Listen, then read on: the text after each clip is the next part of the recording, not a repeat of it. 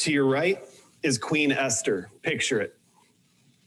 Moses holding the staff he used to make a river turn to blood. Esther with her hair up, dressed in blue Oscar de la Renta like she's about to walk the red carpet into the presence of King Xerxes. To your left is Noah. To your right, Jacob. Noah bald, sunburned, calluses on his hands. Jacob with a gimp in his step, maybe, holding a cane. To your left is Sarah and Abraham, the once barren couple, and Joseph and Mary and Pharaoh's daughter who pulled an infant Moses from the reeds, and Gideon the warrior and David and the prophet Eli with his bifocals and hearing aids, and St. Augustine and St. Francis and Clare and Julian of Norwich and John of the Cross. And to your right, Rahab the prostitute, and Mary the demon-possessed, and Thomas the doubter, and Lazarus, and Dostoevsky. Oh, interesting. Who's next to Dr. King, who's next to Mother Teresa, who's next to Johnny Cash of all people, and he's teaching her a song. I keep a close watch on this heart of mine, he sings. I keep my eyes wide open all the time. And they're smiling because next to them is Dorothy Day going boom, chicka, boom, chicka, boom, chicka, boom, chicka. And next to her is your great Aunt Ethel, maybe, your great grandfather Melchizedek. You remember him? And on your left is a bunch of people you don't know, but who seem to know you, or at least they know what it's like to live slung between terror and confidence, between fear and hope, which is where you live much of the time, isn't it? And on your right, you get the point. Crowds and crowds of people who fought in the Civil War maybe, or who came to this country on a slave ship, or who remember days before the automobile, or before electricity, or the printing press. People who had to figure out how to have faith while living in the real world of their time. People who had to make peace with their own hope and fear, and then take another step. And another step, and another step. Keep themselves in forward motion, leaning toward a kingdom not of their making, and toward a person they would come to know and trust and love and obey and worship, named Jesus. And where is he, anyway, in this crowd of people? This mass of humanity. On the left or the right? No, the people say, no, he's straight on ahead of you. Keep going. Hebrews 12. I didn't want to have to do it. I didn't want to have to cut you off there, Isaac. But that's just the way that you want to start. You know, you show up to a preaching class and they just play a video of you talking for the first 3 minutes. Well, I want us to all enjoy you together. So Isaac and I, over the course of that friendship, we just kind of fell into a really natural rhythm of doing a lot of speaking on just about a weekly basis, and finding ourselves having a super high need for somebody that could speak into that space that very few can. And what grew was really what we began to just call a teaching covenant, actually, a covenant of partnership where we'd speak into each other. We challenge each other. We'd encourage each other more than anything. Because teaching is really hard, especially when you're doing it a lot, or even when you're doing it very little, because it just feels like a tidal wave on your life. So we've been doing this not so much recently, because Isaac is now with World Vision out in Washington, D.C. But I would say for probably a good solid 15 years, we had a pretty significant rhythm there. And so Isaac, I'll let you describe how this little teaching came to be, and let you take it from there. But thank you so much for being with us today. Yeah, of course, it's a privilege. And Dan, as far as time goes, I know you're running a little bit behind. You want me to try and, do I need to take less time than we talked about? Yeah, we're okay. And thanks. Yeah. So we can go till 10 after. Okay. Be fine. Okay. Yeah. That should be plenty. And I'll beg your all's pardon if we end up having outside noise. We've got a little bit of construction in my neighborhood, so you might hear some whirring in the background on occasion. But as Dan mentioned, I have a background in writing and literature, and have taught writing at a few places. And so, of course, I spend time thinking about language quite a bit, right? and about the art of communication. And it's always a real pleasure for me to be around people like yourselves who are thinking about and caring about similar things. So, um, as Dan mentioned, we have been in conversation about the art of preaching and the art of speaking for a really long time. Our partnership has been a profoundly helpful discipline to me personally, to the point where I would say our conversations have often made the difference between what I might call a mediocre sermon and a capable sermon, or a capable sermon and a compelling sermon.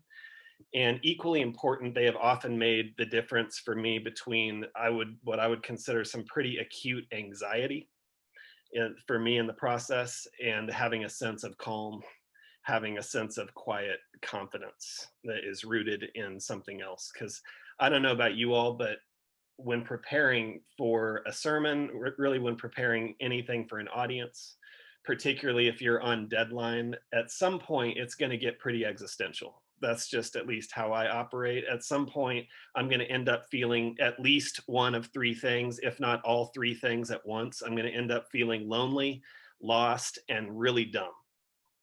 I'm going to feel lonely because, of course, the work that we're doing is often taking place in a room where we're alone trying to wrestle these things out, right? We feel the weight of the task before us. We feel the problems that are going to fall to us to solve. I feel lost oftentimes because, as you all know, it's a really messy process. Sermon writing is, and clarity, when it does come, it does not come easily, let alone polish or any sense of poetry, we might say. And then I feel often really dumb because there's nothing like the sermon writing process to force a reckoning with everything I don't know, and all the gaps in my own experience, the gaps in my wisdom, the gaps in my maturity, even.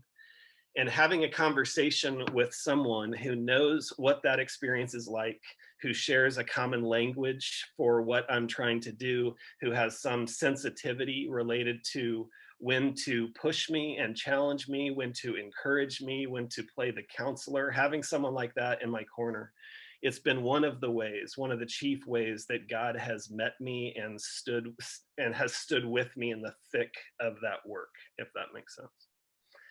And so I'm going to spend a few minutes just talking with you all about our partnership and what I've experienced through having a teaching partner. I want to talk specifically about what teaching or preaching partners can say to each other in this process to help each other refine their material. And then, of course, I'd love to dialogue and get feedback and comments and questions and anything like that. So this won't be too long. I won't belabor the points here, and I want to leave enough room for discussion if possible. Can you all hear me okay? We doing all right?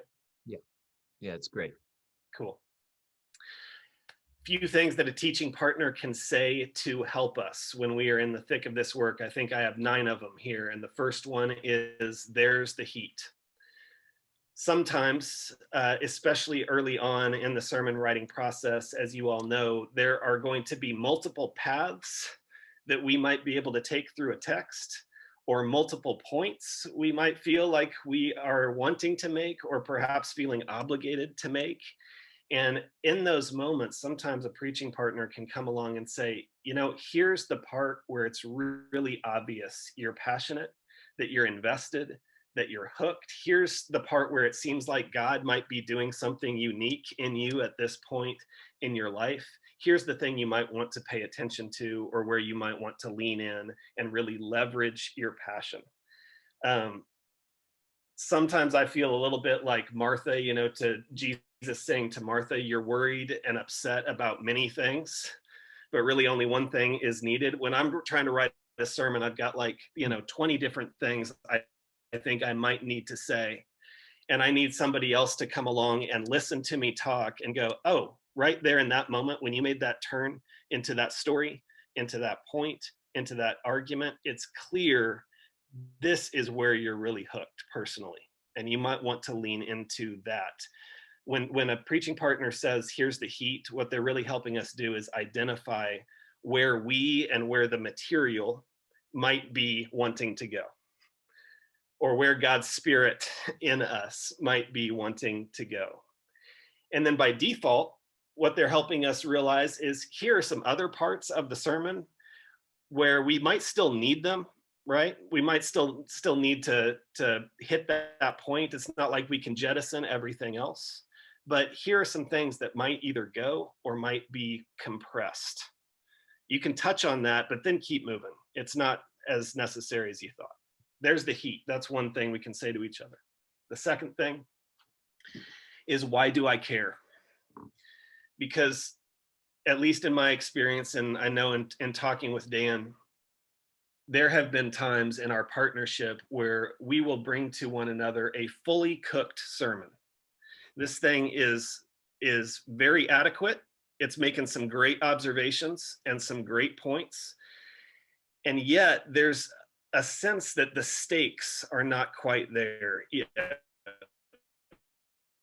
Like, we need to matters. And sometimes Dan or I would say to one another, like, listen, you're making some great points here. You've got a sermon, but you don't seem that excited about it. You've got a sermon and you seem a little bored by your sermon. And that could be because you aren't yet convinced that it really matters. You know, it might be that you need to go back and do some work yourself to get excited about this idea again. And then to come back and convince me. It might be that at the top, you know, in the first 3 minutes, you need to include something like what journalists call a nut graph, where you're essentially articulating the stakes for the listener right up top and for yourself. So everyone's on the same page. Here's why this material is relevant. We can ask each other, why do I care again? Help me be clear on that. The next thing we might say is, that move's getting tired. Because we all have our go-to moves. If you've been doing this for a little while, right? We all have our go-to moves. We tell a cute story up front, you know, to get people relaxed, and then we move into the text, or we find ourselves reaching for the same kinds of subject matter when it comes to anecdotes. So we talk about sports, we talk about TV or our kids. Sometimes we start with a premise, you know. A lot of us think about God this way. A lot of us think about the church this way. And then we pivot. But what if it's actually totally different, right? That's a move. Nothing wrong with these moves, by the way. I've made them. We all make them. They're very useful and effective, but they can get worn out over time, you know? And sometimes we aren't the first ones to realize that that move is getting worn out. Sometimes we need someone else to say to us, hey, I've heard you do that one before, and I'm a little tired of it. You know, I love you, I'm on your team, but let's try to inject some variety into this equation, shall we? Part of what a preaching partner is helping us do, I think, in moments where they're saying, hey, look for a different move, is they're helping us diagnose culture. You know, sometimes we're so immersed in our church culture, our ecclesiology, whatever you want to call it. We're so immersed in that we've stopped hearing the language that's cliche. And we just need somebody to kind of diagnose for us again, that's kind of getting worn out. I had a professor in graduate school who at times in the margins of our essays would write these two simple words, do better. She would just write, do better. And we pretty much knew what she meant, right? Like, okay, right here, yeah, I'm just not really leveraging language like I should. I'm not reaching for a fresh image or a fresh idea or a fresh phrase. I need to do better. Our preaching partners can say that move is getting tired. They can also say, and this is related to that move, they can say, you know what? Don't think you need this. Don't think you need this one. I know you're attached. I know you're really attached to that one thing. I know you really love this story. I know you really like that joke. I know you really like making that argument or that observation there. But I'm not sure it's necessary. I see the work it's doing. I think you're getting that work done in other ways. And in fact, this might be an obstacle to the talk being really great. You know, this might be getting in the way. I've found this voice to be especially helpful personally when my sermons are 5 to 10 minutes too long. And Dan has been able to say to me, yeah, here's where I think you can cut. And I say, oh, but I really, that's like the whole point of the message, that story. It just, come on, you know. I argue back, and then he'll say, no, don't need it. You're going to be fine. And that's when, you know, it goes away. Fifth thing we might say to each other is, do the blank thing here. Sometimes it's do the fill in your name thing here. Because each of us as communicators, we're unique, of course. We have different backgrounds, different ways of seeing the world. And for some of us, we are so good at doing this one particular thing. When it comes to what we do as communicators, we are just really excellent storytellers. We're excellent exegetes.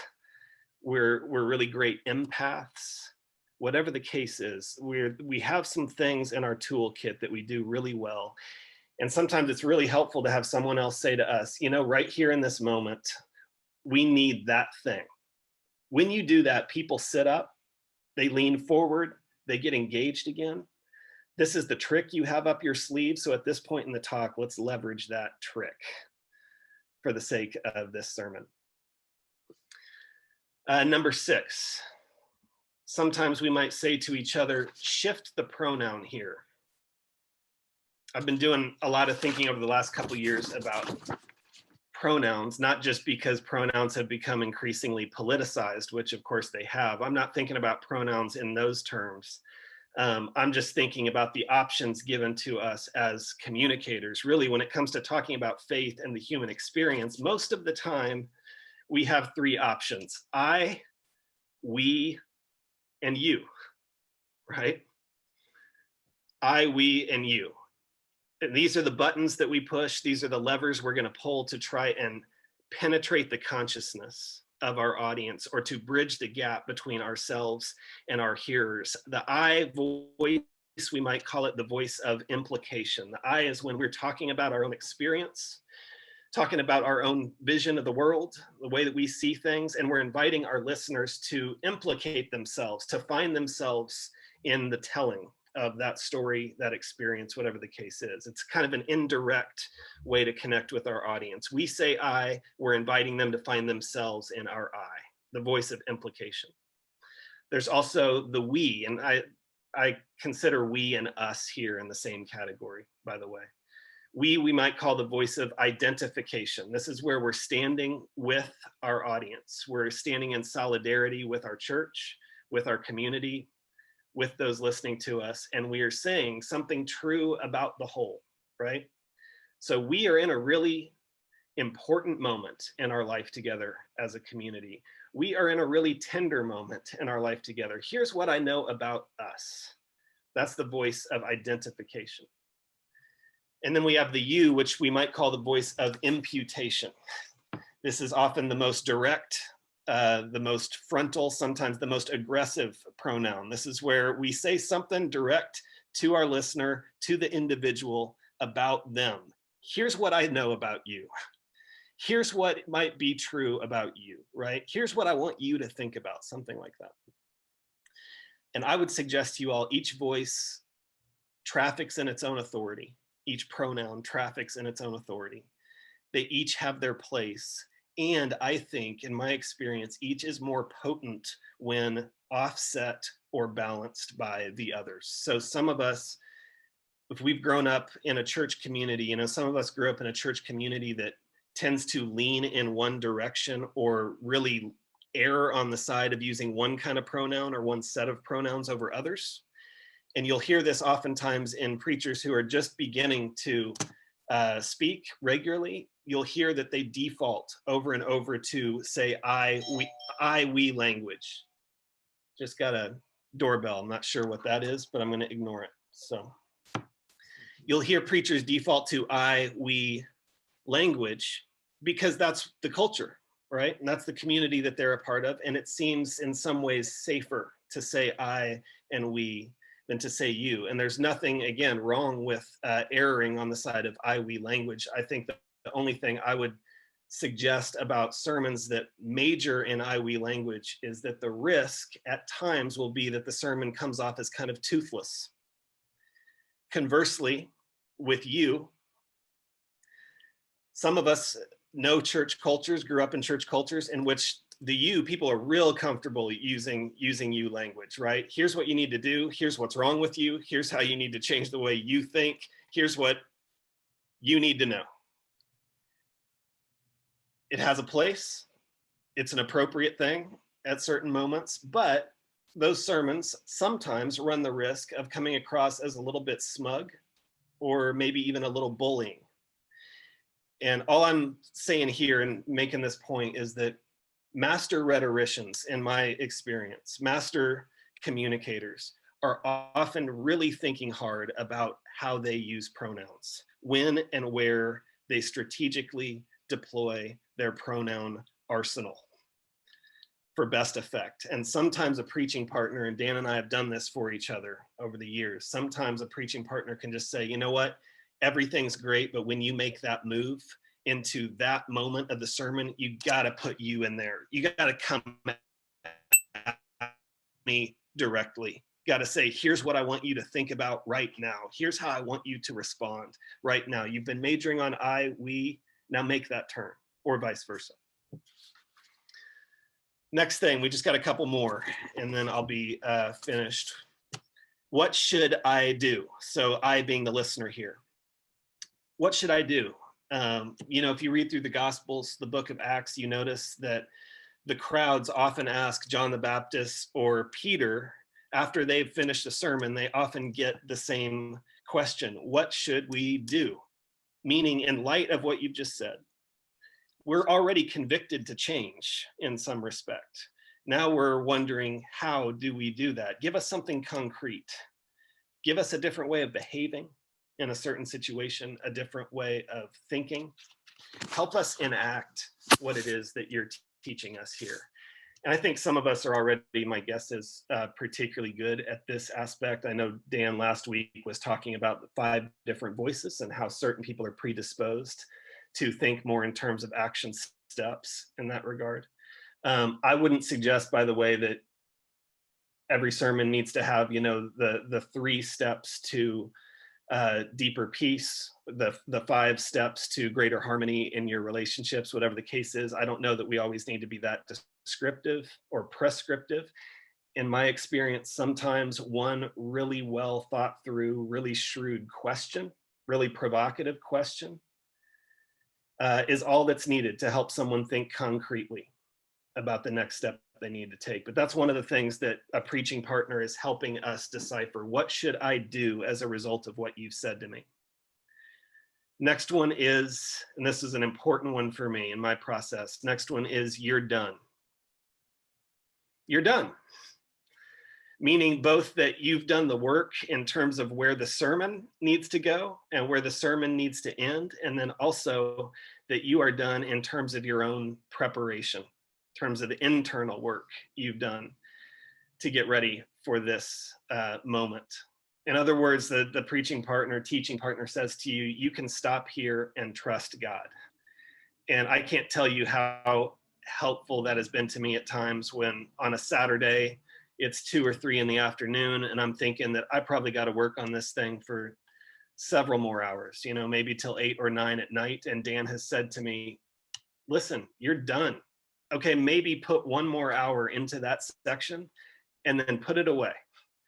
Go spend time with your family, go spend time with your wife, do what you need to do, enjoy your Saturday. In other words, the existential angst stops here. That's sometimes the message we need to give to each other. And then finally, I would suggest the other really helpful thing we can say to one another, that was 8, Dan, now we're on to 9, excellent, is let's pray. In other words, let's just stop and remember together, this does not wholly depend on us. This doesn't depend on you. You don't create change. God's Spirit moves people to change. So let's just pause and ask for that. God's Spirit has been with you throughout this process, has been hovering over you as you've been wrestling with the text and with what it means for your life and what it means for your community. Now let's pause one more time and draw on God's Spirit and strength and say, this is in your hands. We need you to bring people into a room, online with ears to hear, and we would just place the work in God's hands. That has also been super helpful for me. That's the list. I want to stop there and open it up. Dan, we have enough time, I think, right, to do some questions and conversation. Absolutely. Yeah. I'll lead out, and Isaac, it might be helpful to have you just kind of share a little bit of what does this partnership look like? When do we meet, and where does this happen? Yeah, you make a good point, Dan. Should I have included that up top? Probably so. No. Perfect. Here's how we've done this, and of course you can add whatever you like. It was, as Dan said, almost weekly for a long period of time, because Dan and I were both primary communicators in our communities. That has fluctuated over the years. So there have been times when on an almost weekly basis, and then other times where it's been more episodic than that. But Dan and I will typically text one another a couple days out from a sermon, Friday, maybe sometimes even as late as Saturday morning, and say, hey, really wrestling with this talk, trying to make sense of some things, could use some feedback. Are you available? And the other person would, be available. You try to arrange schedules, and then we would typically get on the phone, and sometimes it would be one of us sharing what they've been putting together. Sometimes it would be both of us exchanging talks. Those phone calls would go longer. But oftentimes, let's say it's just going to be one of us that weekend, it would be a 45-minute, sometimes even an hour session of Dan or myself talking through the message, often beat by beat. Sometimes we might summarize certain sections, but often beat by beat. We would go through the message, and the other person would take notes, or if they couldn't take notes, listen as intently as they could. Sometimes Dan or myself, one of us would be driving somewhere. Dan might be taking his kids to, some sporting event or whatever the case is. I might be out somewhere standing on a street corner, but we try to be available to each other. And then we would try to give each other as much positive feedback and reinforcement as we could, because of course that's super helpful and necessary when it's coming down to the wire. And then we would give each other any constructive feedback we might have as well. Dan, what would you add to that? Yeah, maybe just one thing is we would learn pretty quickly to tell each other what we need. So Isaac would start by saying, okay, I can't deconstruct this entire talk right here. Right. And that's in part, he knows me, that I'm going to get creative, or he might say, I can't add anything to this sermon. Right. Because I might want to go, oh, here's so, but to be really laser focused and to ask each other, okay, where are we in your process is really the question. Where are we? Are we at 80% football terms? Are we at the 5-yard line? Just need to punch it in. Right. Because I want to know how to best serve Isaac in that standpoint, and to lead one another there, going, I've got 3 things that I really want you to pay particular attention to. Even if I'm given the beat by beat, I'm going to read the whole thing to you. I want to know where to pay the most attention. That's right. I have a question for you guys. Number 3, that move is tired. What are some Danisms over the years that you've had to say, don't do that Dan thing here? And what are some Danisms that you're like, do that Dan thing? What are some Danisms, basically, good and bad? Dan, maybe you'll remember better than I do. What's funny is I remember your isms. You do? Yeah. I remember one of mine. I can say one of mine I know that Dan helped me get more selective with was I was in a church culture, both at Heartland to some degree, but also at another church that really emphasized the story of God as it unfolds in scripture. And so the word story and narrative was like, for a season at least, every 4th word out of people's mouths. And the story of God is super compelling, and I don't want to, downplay that at all. But you can wear out any word practically, right? Or any idea. And there was a time for me as a preacher where I was going to the well on that one too often. And Dan was saying, I'm a little tired of hearing story language. Can we find another language set here? Mhm. Is that, you remember that one, Dan? Oh yeah, I not until you mentioned it. A positive Isaacism would be, and like I need you to do that Isaac thing here, which is when you start riffing, and it moves to a high kind of, it's an eloquent animation is maybe how I describe it, but it's when Isaac's getting really excited and he's crescendoing to make a point, and then oftentimes we'll bring you to a point and then just lower this boom, this big surprise kind of moment that you didn't see expecting. But it's really when I'm like, hey, I need that Isaac thing here. It's like, like start really like picking up your cadence and really bring the passion here. Not so much like animate your emotion, but I think there's a moment for you to really bring your creativity. I mean, you saw his creativity in that literary way of speaking. Like that would be an example. Like I need that right there. One for me do you remember any of yours? Well, one that's always stuck with me is you used to always tell me, you don't have to allegorize your stories, meaning Yeah. every part of your story does not need to make a point. And so I was like, and the dog is this, and I'm like trying to connect all the dots, and then the story goes 12 minutes long, and Yeah. So that would be Yeah. one. I do remember that. On the positive side, I would say, as you all have experienced, I know in this course, Dan has a remarkable ability to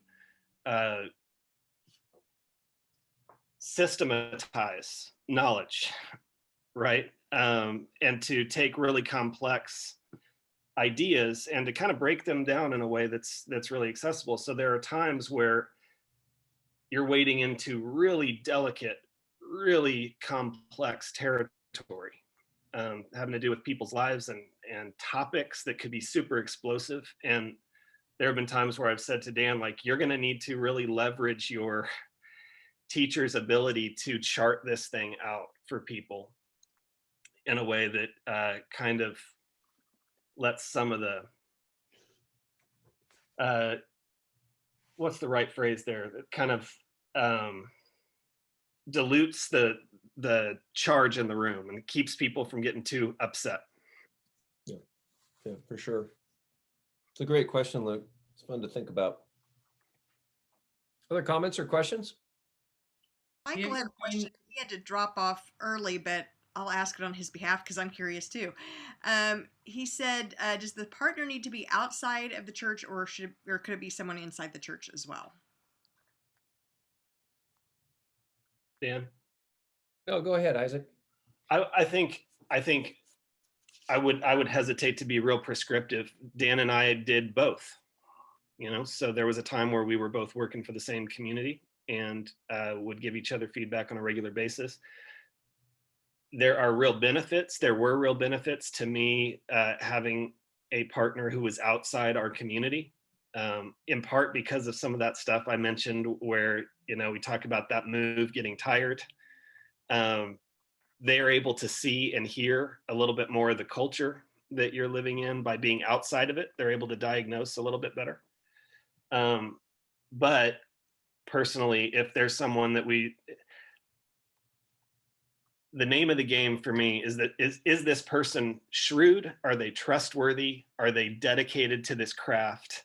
Do they really have the ability to give you the kind of hard feedback you need to hear and to do it in a way that is constructive, helpful, encouraging? We don't want someone to cut you down, right? We want somebody who's really on your side and is going to be really wise about how they handle you, particularly in moments of vulnerability. If that person is within the church, then I think that the greater challenge is finding that person.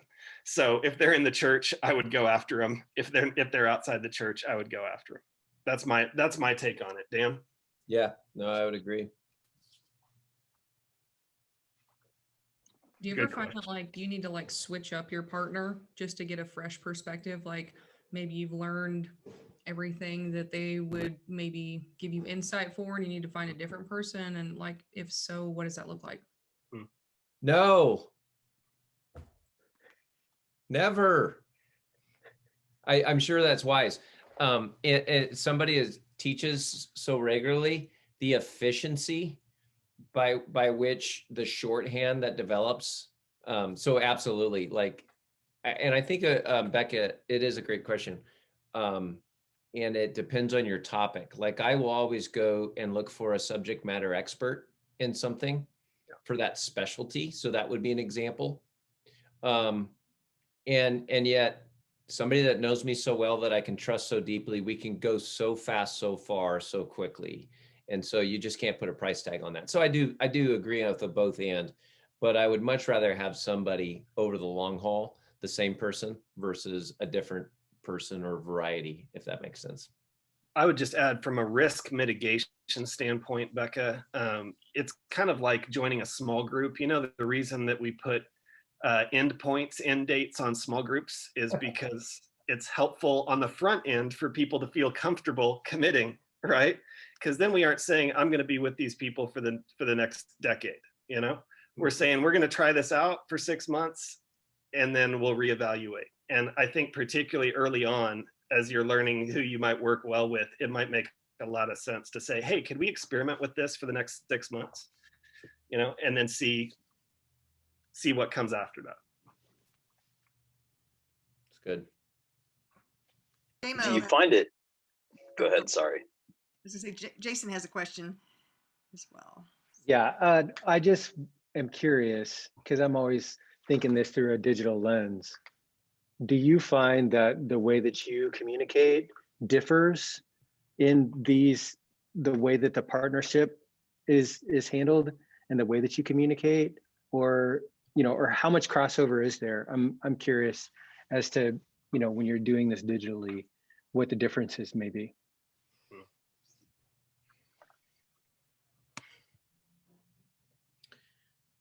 Safe to say, though, Isaac, we did this before the digital age. Mm-hmm. Oh yeah, certainly. I'm trying to think about the implications of digital. Yeah. Now, do you have any good thoughts on that? That's a great question. So, but just to clarify, so JMO, this is how do we help each other? Well, there's two facets. One is I think kind of going to Becca's question is where finding a subject matter expert may not even need to be in your city. The notion of having a partnership of a teaching team might be as totally geographically agnostic. Right. In certain contexts where you could do a lot of this same thing like we're doing it right now. That's one idea. And then that's the partnership thing. And then the actual delivery of a message, in my opinion, there's a lot of differences between how one would approach delivery of a message in a digital medium versus an onstage live environment for the room. So in those particular things, what I'm hearing is a lot of nuance and a lot of crafting. And it's like, oh, I want to find out what your opinion is on those different mediums of expression and delivery, because there's probably things that I'm missing. Yeah, that's a great point, to put the phygital lens on it, and to ask, how's this translating? How are you thinking about that? Or even to have somebody that's all they're thinking about, is that digital translation. I don't have any great wisdom on that point. Dan and I have not been doing as much giving each other feedback as much in the COVID era as we did previously, in part because my job has changed, as he mentioned. But I remember there was a time last year when I think I was going to speak in Houston or someplace like that, and I got on the phone, Dan, with you, and we still did the phone talk and all of that. But Yeah. once that stuff shut down, Yeah. It was so 2019, man. I know, right? Yeah. That's great though. I love that lens, that filter. Thanks, Jace. What else, guys? I think for me, do you find that it's been hard? It's been hard for me the last 14 years of preaching to find people that take like an equal pleasure in the craft of sermon creation, like the artistic side of it. So it seems like you guys figured that out. You had a community of people at Heartland. Somehow you gathered this community of people that, you know, enjoyed the craft. I've found that hard to find. Like, can you speak to that a little bit? Preaching as art. Because really, if you don't have somebody else that values it in that way, you might get some nuts and bolts pointers, but I don't know. I feel like it's been a challenge for me. Mm-hmm.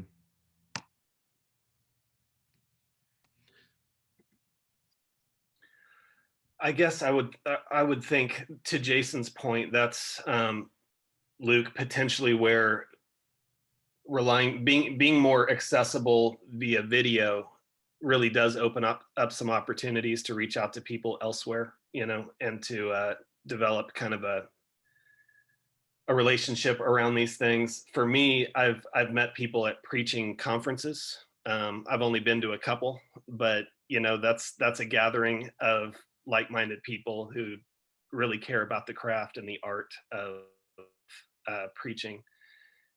So I look for those kind of things if I'm gonna try and identify a cohort of people who might care about similar stuff like I do. Otherwise, that's why I say I think it's more challenging to find someone, like you're talking about, whether they're in the church or out of the church. If you can find somebody who shares your sentiments related to that stuff, that's a huge win. Dan, I don't know, man. What do you think? Yeah, no, I mean, that's a big part of the heart of this, you know, the digital preaching, is that these kinds of relationships that can be collaborative, cross-disciplinary, and that outside of our own little bubbles, we could have access to one another. So I want to just encourage each of us and all of us to say, man, if there's somebody I just feel a sense of resonance with on these calls and these times together, and take the initiative and just say, and to Isaac's point, this isn't like, will you be my best friend forever? It's like, hey, could you help me with the talk? And just start there and just see if, you know, and do that. And the second thing I would say is that's where Isaac and I really started, was we were on a teaching team at Heartland. And so we were given common language, we were given common tools, and then we kind of began to develop from there and develop our own things from there. But that's where it began. And so as this course develops, we will be talking about how can you and your own specific communities develop your teaching team as well. So that's kind of the 2.0 version of this, but happy to talk about that on the side if that interests you as well. But the last thing I do want to say there is just take the initiative, try it on, you know, and reach out to anyone on this call or obviously outside this call. So I have a question. Would you ever pick someone, this kind of bounces off what Luke was saying, would you ever pick someone that's not another preacher? Like just someone that maybe is a you know, high level corporate person who does a lot of, you know, public speaking in their job role or something like that, you know, maybe understands rhetoric or things like that, but isn't necessarily in the church space.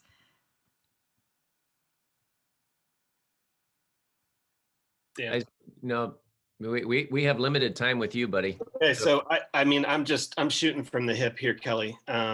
So I think yes, it's kind of like the subject matter expert thing, though. I would probably ask them different questions, depending on what they're really good at. So if someone is a messaging expert for a corporation, right, then I'm going to have conversations with them about our language sets, right? So we use these different language sets a lot. How do those land with you, right?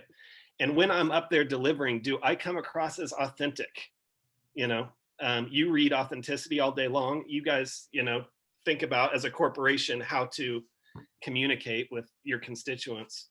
Like, what do I need to know? What am I missing? What am I not seeing from your vantage point, right? Same goes with, say, a writer. You know, if someone is a thoroughgoing writer, then I'm going to talk with them about other things related to how I structured the sermon, you know, related to details I'm pulling out of a story, all these sorts of things. So I think it's absolutely, it makes sense to just think about who are the resources in my circle, in my network, that might be worth drawing on. And you might, you know, surprise yourself with getting a lot of really helpful information from somebody like that. Yeah, I totally agree. And I mean, what we do is it's heavy spiritual lifting. And so that's why for me, it does fall more, you know, a business person, marketplace leader. That falls more in the subject matter expert, because I need somebody that can't just traffic at a word level or a technique level. You said earlier, Isaac, that this is about somebody that can handle my vulnerability with care. And that's a real spiritual, empathetic work.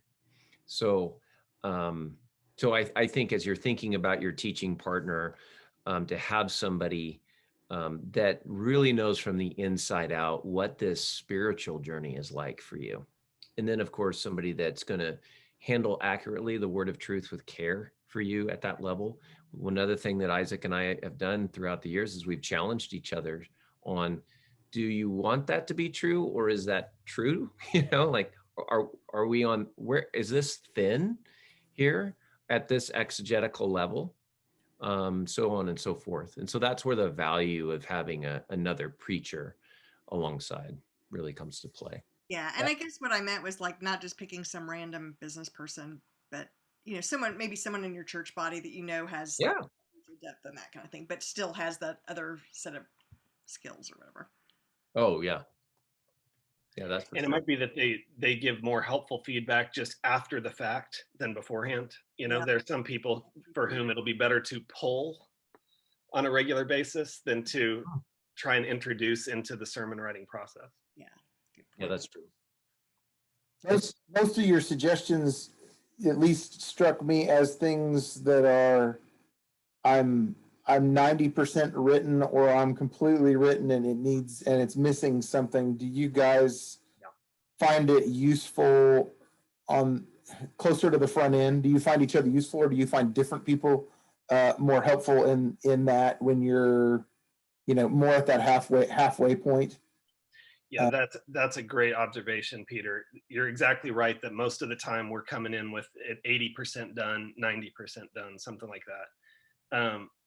I still find it useful, but not nearly as much personally, because I have so much mess still to clean up. I mean, the thing that has been useful is that there's the heat thing. If I've got 10 points that I don't know what to do with, and I talk to Dan on Tuesday, he's going to probably help me get down to 3 points, you know, identify those places where I might need to really lean in. But frankly, it gets so messy for me. Dan is a cleaner thinker. It gets so messy for me that I just don't even want to talk to anybody until like Thursday or Friday, because it's just embarrassing. Dan? Oh, I'm just smiling. Isaac on a Saturday is a beautiful thing, by the way.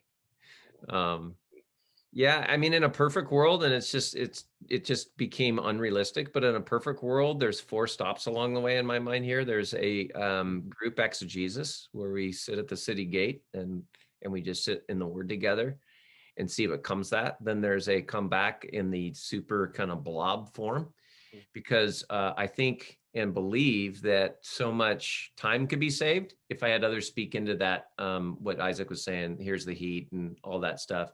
Like if I could have that conversation on Tuesday versus Friday, I'd save a lot of time in my process. And then the third point is that kind of like you say, Peter, the 80%, here we are. And then the fourth point is afterwards, in that kind of care for one another space.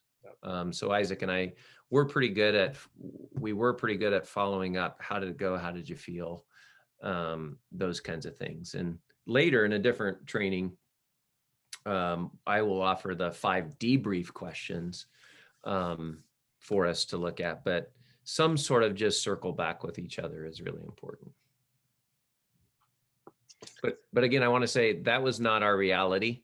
I would just say if you're starting from scratch, I would try to build in something like that. And it does include different voices. I would meet with our creative team, so that would be a part of bringing in different voices. I try very select things on my wife and very sparingly, but so anyhow, maybe 1 or 2 more questions or comments. Can I ask a real practical question? What kind of timeline and input are you, another way of saying this, how much time are you spending on this? Who's talking? Justin. Hey, Justin.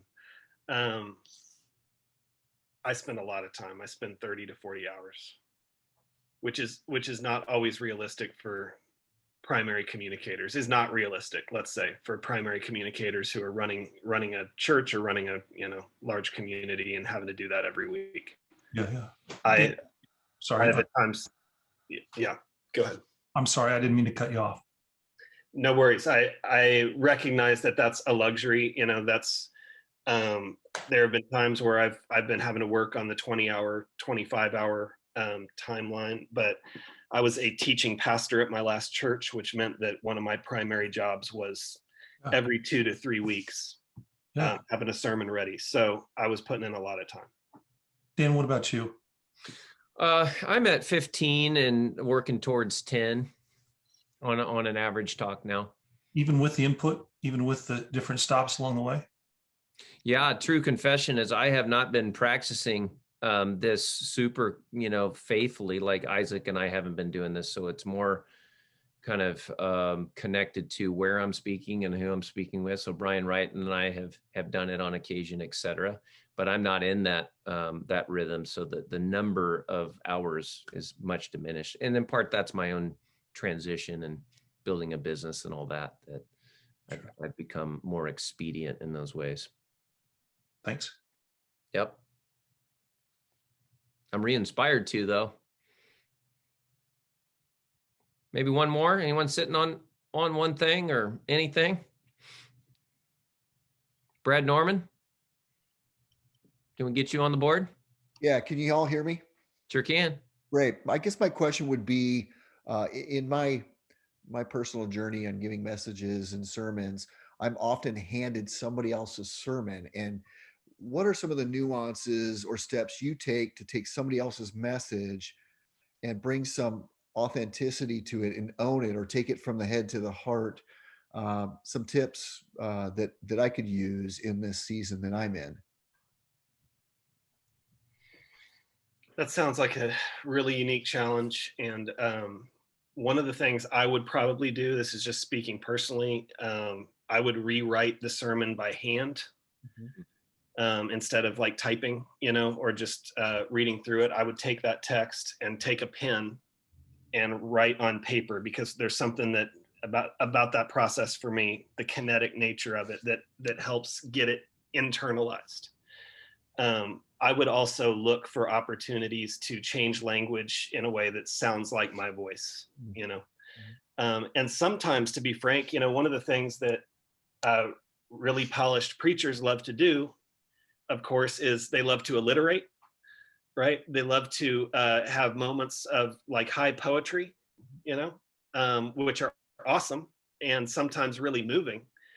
But one of the things I try to push preachers on is that we have undervalued ugliness in our speech, by which I mean like just real direct, kind of clumsy language when we're trying to get a point across. Sometimes we've been so eloquent for so long, everyone's asleep, right?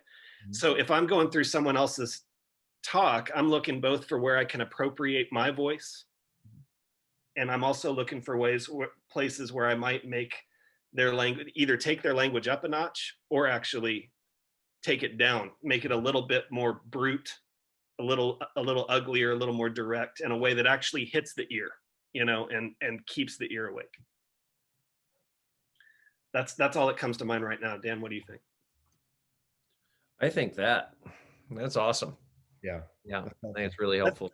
That's, you mentioned the authenticity thing. You use that word authenticity. That to me is where authenticity comes to the fore, is I'm looking for a way to say this so that my friends know it's me, so that my family knows it's me. You guys have talked about that stuff. Yeah, I will add that I preached someone else's sermon for the first time a couple of weeks ago at Foundry, and it was a spiritual form of discipline to not rewrite it entirely. And I realized I kind of really felt kind of the invitation and challenge of the Lord to not. It was a pride thing, like I have to write it. It has to be from and all that. But that said, I swapped out a couple of stories. I had to be connected to it. That's all I knew. And but for me, it was a form of a spiritual discipline to do it, and it was a sweet experience. Actually, I was really glad that I did it. It was a gift to have it, and it felt better than I thought it would feel. So. Hey, Isaac, we can't thank you enough, buddy. This was so rich. Thank you all for having me. It's joy. Carry on. I wish I were a part of your cohort, but maybe next time. So we'd love to have you, buddy. All right. All right. See everyone. Thanks, Isaac. Bye.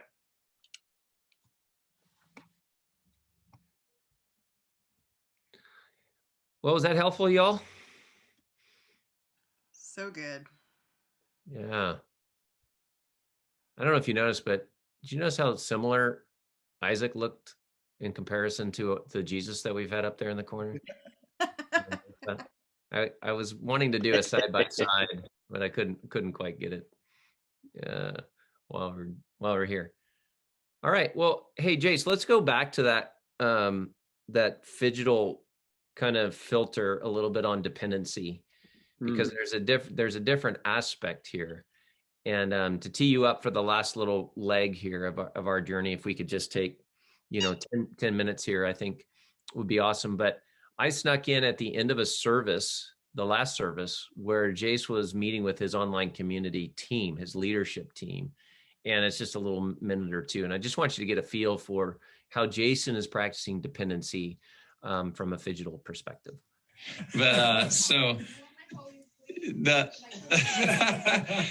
is the post kind of hangout for right. Jason. This is your team, right? So this is part of our team. Yeah. This is you see Heidi there. She's from Hawaii. Yeah. She's been with us for what, 2-3 years now, something like that. Yeah. And then Jolene, she's been with us since almost the beginning. It's been like 2011. West Side in 2011, started on the team in 2012. Wow. Yeah. And then Mike, he's joined the team. You've been part of online for a long, long time. I can remember back in the days. About 6 years. Yeah. Off and on, but about 18 months really, regularly now. And then about 9 months volunteering. Yeah. And then finally evolved. Right. And then Lois, she's been, you've been on now for about a year, something like that? Yeah, 18 months. Yeah. I can't believe it. Yeah, 18 months. But I got rededicated I was that broken vessel that came to Westside. Mm-hmm. And it was during my breakdown that a friend reached out to me and suggested Westside. So that's awesome. I began attending, and my pieces slowly got put together. And that was 2018 is when I rededicated myself at Westside. And I've been with Westside ever since. But, this past year forced everybody to do more online. And I have been totally blessed by it. And then she went on to say something like super cool. And I was kicking myself that I stopped the record. But so Jace, that's some of your team members. And it's been really fun just to kind of watch you behind the scenes, constantly thinking about the online community, but it's just not you. You're dependent upon others for that to happen. So yeah, absolutely. And I think the crazy thing that a lot of people, they ask me, I get this question a lot, where it's like, how many staff do you have? And I don't. I don't have any. And then they look at me like how does all of that stuff get done? And it's really is the team. And by team, it's, you know, the volunteers. I learned real quick that I can't do this on my own. Mhm. And in many ways, what I put together, I don't have the presence of mind sometimes even to know what it feels like in the living room, because I've worked on it so hard and I've put all these things together and I have a pretty good idea of how I think it's going to go. But it's so helpful to get people that can just shoot straight with you and tell you what worked and what didn't in a given service online. And that's part of the debrief that we do afterwards. It's like, this is where we learn together. And it's not just about, you know, an experience online is not just about what's happening in the video. It's also what the team is doing in the chat and the moments and the conversations that occur between people, and all of those things we're debriefing as well, so that one, we can get better as a team creating an experience online for people, and two, it's helpful for me to know if there's any pastoral follow-up that I need to be aware of that I may not be, because of all of these sidebar conversations that are happening. You know, if you think about it as like an average pastor, even if you're working the lobby pre and post your experience on a Sunday, you're only having maybe one or two conversations that you're aware of because you're having those conversations. And you probably aren't asking everybody that's in the lobby what kind of conversations they're having amongst each other, because you're just not aware of it. And so for me, it's just like, everybody on my team, I want to know, who can I be praying for? You know, you don't have to give me details if it's, you know, sensitive stuff, but who can I be praying for? Is there someone I need to reach out to? You know, and it could be anything from a next step of their discipleship journey to pastoral care or whatever it might be. But I seriously cannot do this by myself, because, you know, even in things like time zones, we have a guy that literally lives in India, saves up his data on his cell phone so that he can walk 5 miles to the place where he has good signal and volunteer to be a part of the team. Wow. Because the team, we're in each other's lives more than just Sunday. And that's, you know, one of the other things too, that, you know, the team always, I always function in this way. If I've got a new initiative, if I've got a new idea, and I've got ideas coming out my ears lots of times, and before I even present anything, I'll always present it to this team first. And the reason why is because they're the ones that are going to have to execute it. So it's really dumb of me to like come up with this really good idea and then just like bury people. So they always get first look on all of these ideas, and I'll constantly be putting in like a Teams channel, you know, new crazy Jason ideas, and you know, they shoot down 90% of them. But that's a good thing, or they refine them in ways, and a lot of times it's just a timing thing. So and that kind of brings me to the last point, where it's like, you know, I find that when you're working with a remote team and a digital team, the frequency in which you can have those touches with people is different. Whereas I think a lot of times in church, we're used to a weekly rhythm that is like this big thing. And it's kind of like how I think the way that some families work with family dinner. You know, if you only get together once a week, it's a big deal. Or if you only get together on Christmas or on Thanksgiving, it's even more of a big deal that adds even more pressure to the production. But if you're having family dinner every single day, it's not as big of a deal. It's more daily and it's more ordinary. And I find that a good remote frequency for the team, for us, is not a weekly thing. And you saw that weekly thing. But dude, seriously, with those people, we're having conversations like that 2-3 times a week. So it's almost daily. Is it planned? But it is. And Well, there's a mixture. Some of it's planned and some of it's not. And some of it's asynchronous. So what you saw was like a synchronous kind of thing that everybody knows post experience for the whole morning. We're going to do a debrief and we're going to find out, okay, how can we make this better? Is there things that I need to do this week that you guys have discovered? What worked, what didn't, all of that. But a lot of the asynchronous conversations happen in Teams, which is, kind of like Slack, where we're like doing things like that all the time, submitting things, having conversations. We have a, I call them, there's like all these names that I have for all these things, like even my volunteer team, they have like all of these different names for themselves that they choose, by the way, which is a lot of fun. And we have a Nest and Nanigans team meeting, at 5 every week. And we go over what is going to happen on Sunday in detail. These are when the moments are going to happen. And that's why for us, we get the manuscripts ahead of time.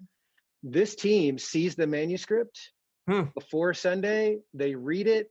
They're already anticipating calls to action in the chat and comments and things like that, and potential needs for me to like telegraph things like if we're having communion, or baptism, whatever it happens to be. That team is looking at the manuscript, days before we actually have the event on Sunday. And so, they are highly engaged. And part of that is 2 reasons. One is they want to make sure that the digital experience, the whole thing, is run as well as it possibly could be. That's one, especially as it relates to people's discipleship and calls to action. Because the last thing you want to have is the pastor saying, pray with somebody, and we're not ready with a team to receive people who want to pray. Or, sign up for this thing, and we don't have an electronic form with which to receive those kinds of calls to action. If we don't give them the means, it doesn't matter how inspired they are. So that's why we have to like engineer that stuff ahead of time. And the second thing is that team most of the time is so engaged in the busyness of doing the thing that they're doing that it gives them the ability to have church before church. So they're reading the manuscript for their own spiritual benefit ahead of time so that they can be more focused on other people, not just in the moment, just kind of doing church for themselves. So, and that really, I believe, could translate in the on-site environment. There are probably many people that sit behind a soundboard, pushing faders, or a cameraman, or all these people that are in children's ministry or whatever that do not get the chance sometimes, or staff do not get the chance sometimes to have church for themselves. Right. And sometimes that experience can be really good for them to do church and experience Jesus at that level and have Jesus talk to them through a manuscript. And then you get good feedback too. So those are just some ideas there. And I think I'm done, ready for questions. Yeah, well, and I'm sorry we had to shortchange you, Jace, on this one. That's okay. So hopefully there'll be some spillover, or folks can reach out. But I just thought that was super helpful. Like, it's not you behind the curtain pumping all the pedals. You're building a community. You're investing in that community. I could if I wanted to. And there's a lot of automations that I intentionally turn off to give people ministry opportunities. Yeah. So and what's great is if you set up a system where you can turn things on and off to allow people to express their giftings, then it takes some of the heat off. And we're at a really healthy place right now where most of our automated processes have been converted into human processes when it comes, and I love that digital can feel more human that way. So instead of getting a drip email campaign, you're getting a phone call from someone who really cares. Wow. Well, hey, I know we're up